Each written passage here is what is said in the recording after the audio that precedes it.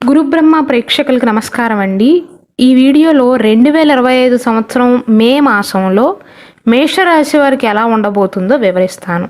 శ్రీ దుర్గాదేవి జ్యోతిష్యాలయం. మీరు ఇప్పుడు వరకు ఎక్కడెక్కడో జ్యోతిష్యం చెప్పించుకుని నిరాశ చెంది ఉన్నారా? అయితే ఒక్కసారి గురువు గారికి ఫోన్ కాల్ చేసి చూడండి. ప్రేమ, పెళ్లి, ఉద్యోగం, రాజకీయం, విదేశీ ప్రయాణం, ధనం నిలకడగా లేకపోవటం, భార్యాభర్తల మధ్య గొడవలు, ఆస్తి తగాదాలు, అప్పుల బాధలు, స్త్రీ పురుషుల ఎలాంటి గుప్త సమస్యలకైనా ఎటువంటి సమస్యలకైనా ఒక్క రోజులోనే పరిష్కారం చూపుతారు. వీరు ఫోన్ నంబర్ 9542637206. ఇంట్రెస్ట్ ఉన్న వాళ్ళు ఎవరైనా ఏ టైంలోనైనా వీరు కాల్ చేయవచ్చు.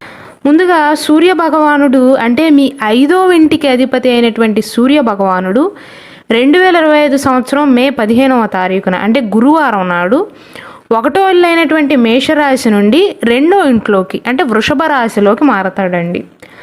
బుధుడు మీ 3వ ఇంటికి 6వ ఇంటికి అధిపతి 2025 సంవత్సరం మే 7వ తారీఖున అంటే బుధవారం నాడు 12వ ఇంట్లో నుంచి అంటే మీనరాశి నుండి 1వ ఇల్లు అయినటువంటి మేషరాశిలోకి మారతాడు. అంటే మీ రాశిలోకే వస్తాడు.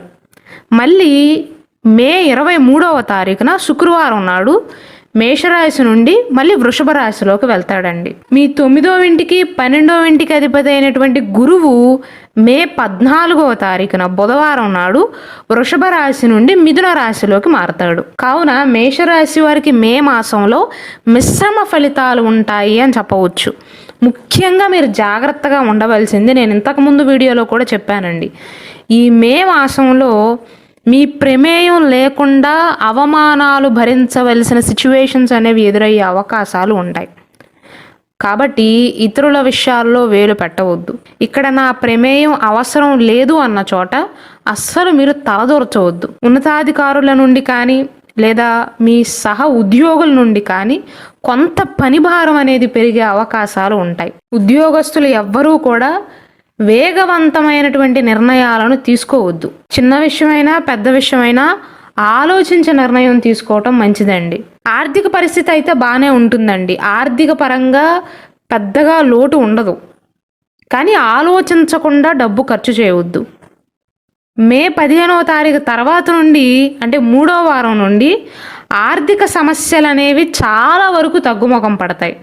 అనుకోని విధంగా మేషరాశి వారికి ఆదాయం రావటం కానీ, గతంలో ఎవరైనా మీకు డబ్బు ఇవ్వాల్సి వస్తే అది తిరిగి రావటం కానీ, మీకు ఉపయోగపడటం కానీ, అంటే ఆర్థికంగా మే 14వ తారీఖు తర్వాత మీకు అనుకూలంగానే ఉంటుంది అని చెప్పవచ్చండి. మే 14వ తారీఖు ముందు కూడా మీకు సామాన్యంగానే ఉంటుంది. డబ్బు విషయంలో పెద్దగా లోటు అనేది కనిపించట్లేదు. కుటుంబ పరంగా చూసుకున్నట్లయితే నేను ఇంతకుముందు చెప్పినట్లుగా అపార్థాలు రాకుండా, అవమానం పడకుండా జాగ్రత్తలు తీసుకోవాలి. ఎంత వీలైతే అంత తక్కువ మాట్లాడటానికి ప్రయత్నించండి మేషరాశి వారు.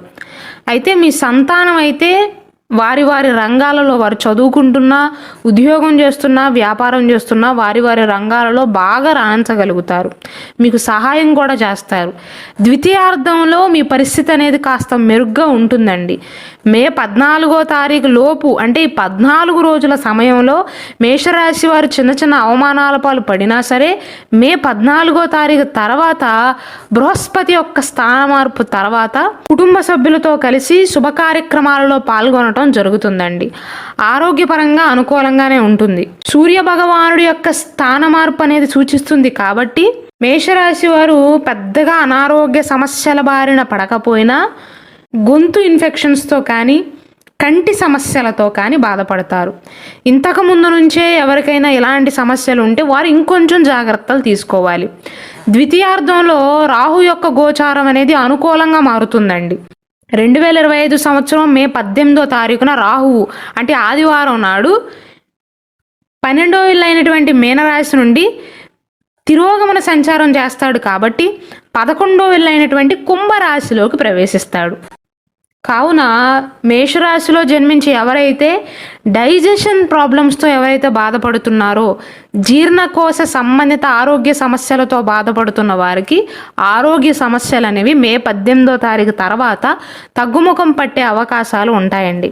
ఆరోగ్య సమస్యలు అనేవి చాలా వరకు తగ్గుతాయి ద్వితీయార్థంలో. ఒక పక్క బృహస్పతి యొక్క స్థాన మార్పు ఉంది, ఇంకొక పక్క రాహు అనుకూలమైనటువంటి స్థానంలోకి వెళ్తాడండి. వ్యాపార పరంగా చూసుకున్నట్లయితే వ్యాపార పరంగా కూడా మిక్స్డ్ రిజల్ట్స్ అనేవి ఉండబోతున్నాయి.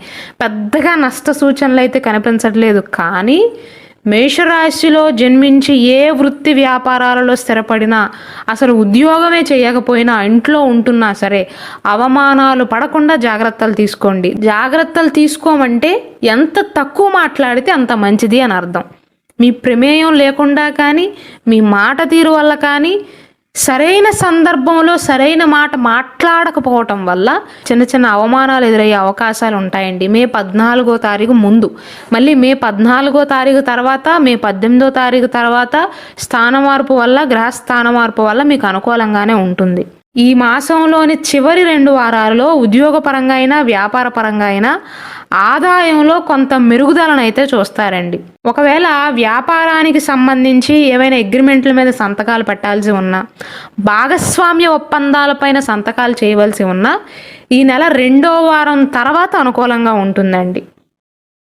మేషరాశిలో జన్మించి ఎవరైతే విదేశీ సంబంధిత స్థిర నివాసం కోసం ప్రయత్నాలు చేస్తున్నారో వారికి మే మాసంలోని ద్వితీయ వారంలో అనుకూలంగా ఉంటుందండి. అలాగే తృతీయ వారంలో అంటే 3వ వారంలో నిద్ర సరిగ్గా పట్టకపోవటం కానీ, నిద్రలేమి సంబంధిత ఆరోగ్య సమస్యలతో కొంచెం ఇబ్బంది పడే అవకాశాలు ఉంటాయి. ఈ మే మాసంలోని 8వ తారీఖు, 10వ తారీఖు, 14, 17 ఈ 4 తేదీలు మీకు అనుకూలం కాదండి.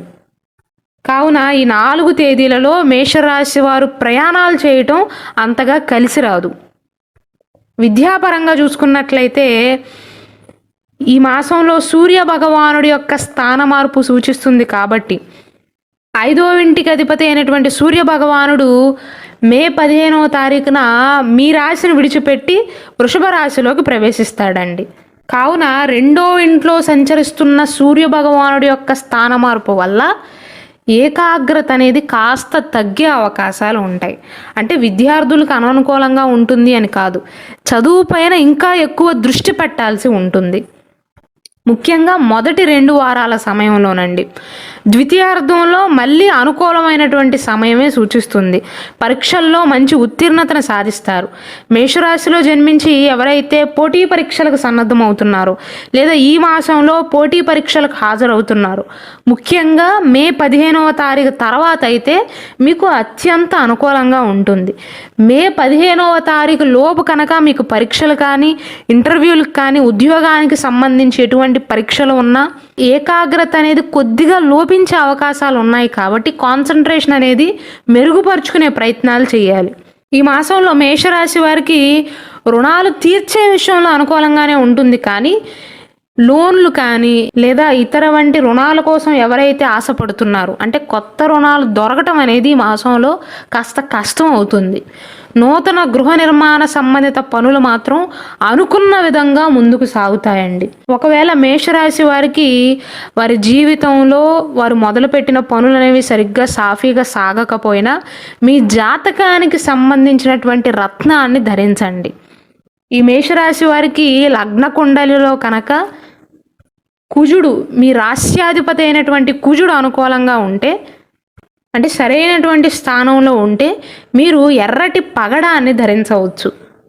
దాని వలన మీలో ధైర్యం అనేది పెరుగుతుంది, ఆత్మవిశ్వాసం అనేది పెరుగుతుంది, పిరికితనం అనేది తగ్గుతుంది. మీ నక్షత్రానికి సంబంధించి, రాశికి సంబంధించి ఏ రత్నాన్ని ధరించాలి, మీకు అదృష్ట రత్నం ఏంటి అని ఆల్రెడీ నేను సపరేట్ వీడియో చేశానండి. దయచేసి దానిని వీక్షించండి. ఒకవేళ మీకు సర్టిఫైడ్ న్యాచురల్ రత్నాలు కావాలి అన్నా, కరుంగలి మాల కావాలి అన్నా, జాతక రుద్రాక్ష కావాలి అన్నా ఇక్కడ డిస్ప్లే అవుతున్న వాట్సాప్ నెంబర్కి మెసేజ్ చేసి ఆర్డర్స్ చేసుకోవచ్చండి.